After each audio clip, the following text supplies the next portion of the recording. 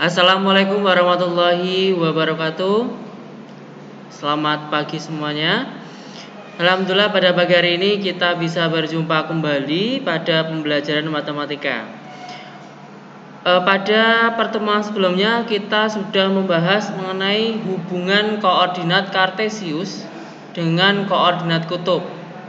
Ya, yang kalian kerjakan di soal nomor 1. Di soal nomor 1 itu kalian diminta untuk mengubah koordinat polar. Berarti yang ada R, alfa seperti ini menjadi koordinat kartesius atau x, y dengan rumus yang bawah, ya kan? Nah, untuk hari ini kita akan belajar mengubah koordinat kartesius, berarti yang x, y menjadi koordinat kutub atau polar dengan koordinatnya adalah R, alfa. Ya. Jadi kita menggunakan rumus yang atas. Rumus yang atas itu berarti kita harus mencari R-nya terlebih dahulu atau mencari jaraknya dengan cara akar dari X kuadrat ditambah dengan Y kuadrat. Setelah itu R ketemu, kita mencari alfa dengan menggunakan tan dengan rumus Y dibagi dengan X. Ya. Bagaimana cara menentukannya? Mari kita buka LKPD trigonometrinya halaman 15, ya. Di situ pertanyaannya adalah nyatakan koordinat kartesius berikut menjadi koordinat polar, ya. Misalkan ada soal A mempunyai titik 4, min 4. Berarti 4-nya itu yang depan itu disebut dengan X-nya. Berarti X-nya 4. Kemudian min 4 atau yang belakang itu disebut dengan Y, ya. Berarti di sini min 4. Sekarang kita harus menghitung R-nya, ya. R tadi menggunakan rumus X kuadrat ditambah dengan Y kuadrat, ya. Sekarang kita masukkan nilai X-nya, berarti X-nya tadi 4 pangkat 2 ditambah dengan min 4 pangkat 2. Kita hitung 4 kuadrat berarti 4 pangkat 4, ya. 4 pangkat 2 itu cara menghitungnya adalah 4 dikalikan 4 hasilnya 16, ya. 16 ditambah.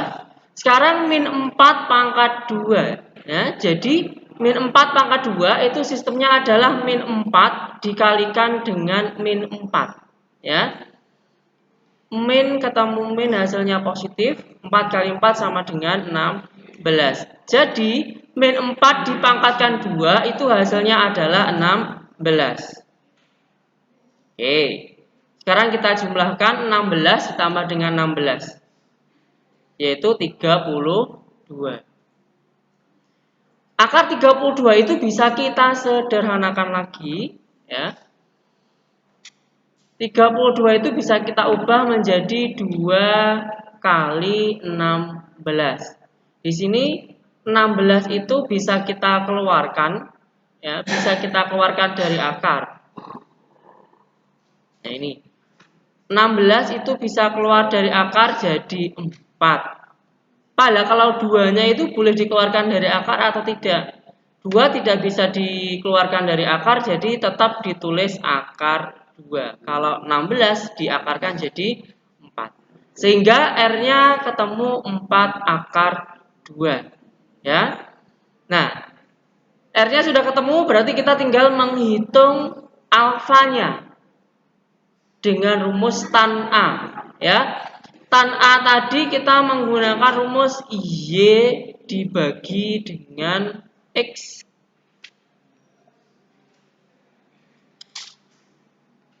Y-nya tadi berapa? Coba kita lihat lagi ke atas. Nah, Y-nya tadi min 4, ya. Y-nya min 4, kemudian X-nya 4. Kita coret 4-nya. Iya. Jadi hasilnya adalah negatif 1. Negatif 1 itu adalah nilai dari tan alfa, bukan alfanya. Ya, yang kita inginkan adalah alfanya. Di sini cara menentukan nilai alfa. Ada analisisnya, ya. Tan yang hasilnya 1 Nah, jadi di sini negatifnya kita hiraukan dulu ya. Tan yang hasilnya 1. Tan berapa yang hasilnya 1? Nah, kita lihat ke atas di tabel. Di sini tan yang hasilnya 1, tan yang hasilnya 1 adalah 45 ya. Oke, itu baru analisis ya. Itu baru analisis, jadi itu masih belum hasil akhirnya. Jadi tan yang hasilnya 1 adalah 45 derajat. 4,-4 dalam koordinat kartesius terletak pada kuadran berapa? Nah, di sini kita harus menggambar 4,-4 itu berada di mana di dalam koordinat kartesius. Kita gambar. Saya hapus dulu. Misalkan saya gambar agak ke atas. Misalkan di sini saya gambarnya, di sini adalah sumbu X dan atasnya adalah sumbu Y. X-nya 4, 1, 2, 3, 4. Berarti di sini ya, ini 4, kemudian Y-nya min 4, berarti ke bawah. 1, 2, 3, 4. Berarti di sini min 4. Nah, berarti di sini adalah letak dari titik A 4,-4. Lah, titik A ini berada di kuadran berapa? Nah, kita lihat lagi yang ada di halaman berapa ya, Pak Adi lupa. Nah, ini.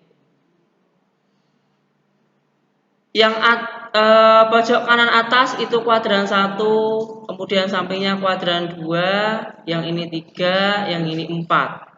Kira-kira A tadi, ya. Kira-kira A tadi itu berada di kuadran berapa? Nah, kan kelihatan. A itu berada di kuadran 4. Ya, berarti dia ada di kuadran 4. Karena dia berada di pojok kanan bawah, ya. Kalau pojok kanan atas, berarti ini kuadran 1, yang ini kuadran 2, yang ini kuadran 3, yang ini kuadran 4. Sehingga berlaku rumus kuadran 4 itu rumusnya adalah 360 derajat dikurangi dengan alfa tuh. Alfanya berapa? Bentar, maaf biar tidak bingung. Kuadran 4 itu kan berarti 360 dikurangi dengan misalkan suatu sudut adalah theta. Berarti tetanya itu adalah 45. Lah ini ya, berarti 360 dikurangi dengan 45. 360 kurangi dengan 45 adalah 315 derajat. Sehingga koordinat polarnya adalah A, R, alfa. R-nya tadi. Saatnya jam kedua dimulai. It's time to begin the second lesson. Sehingga R-nya itu tadi adalah 4 akar 2, kemudian koma alfa, alfanya adalah 315. Ini coba saya ulangi kembali untuk menentukan nilai alfanya, ya. Jadi kalian cari nilai tan yang hasilnya 1 di sini, ya. Karena di sini 1.